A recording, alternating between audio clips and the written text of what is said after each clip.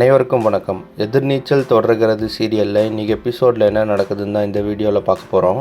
இப்போ விசாலாட்சி ஜனனி பக்கம் நிற்கிறதுனால வீட்டில் இருக்க எல்லாருக்கிட்டையும் சண்டை போடுறாங்க. முக்கியமாக நந்தினி ரேணுகாவும் விசாலாட்சி ரொம்பவே திட்டாங்க. அதுக்கப்புறமா செக்கப்புக்காக நந்தினியை விசாலாட்சியும் சக்தியும் ஹாஸ்பிட்டலுக்கு கூட்டிகிட்டு போனாங்க. அந்த சமயத்தில் கரிகாலன் எங்கே போகிறீங்கன்னு கேட்குறாரு.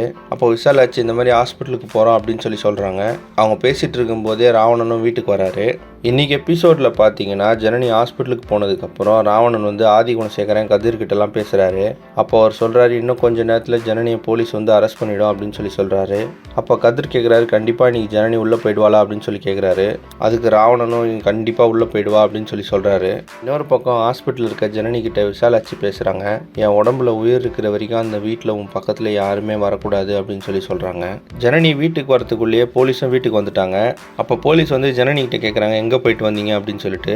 அப்போ ஜனனி, நான் செக்கப்புக்கு தான் போயிட்டு வரேன் அப்படின்னு சொல்கிறாங்க. ஆனால் போலீஸ் அதை நம்பவே இல்லை. ஜனனியை போலீஸ் அரெஸ்ட் பண்ணுவாங்களா இல்லை விசாலாட்சி ஜனனிக்கு ஆதரவாக பேசி அவங்கள அரெஸ்ட் பண்ண விடாமல் பண்ணுவாங்களா அப்படின்றத அடுத்தடுத்த எபிசோடில் பார்த்து தெரிஞ்சுக்கலாம். இந்த மாதிரி எதிர்நீச்சல் தொடர்கிறது சீரியல் அப்டேட்ஸ்க்கு நம்ம சேனலை சப்ஸ்கிரைப் பண்ணுங்கள். ஃப்ரெண்ட்ஸ் அண்ட் ஃபேமிலிக்கு ஷேர் பண்ணுங்கள். நன்றி.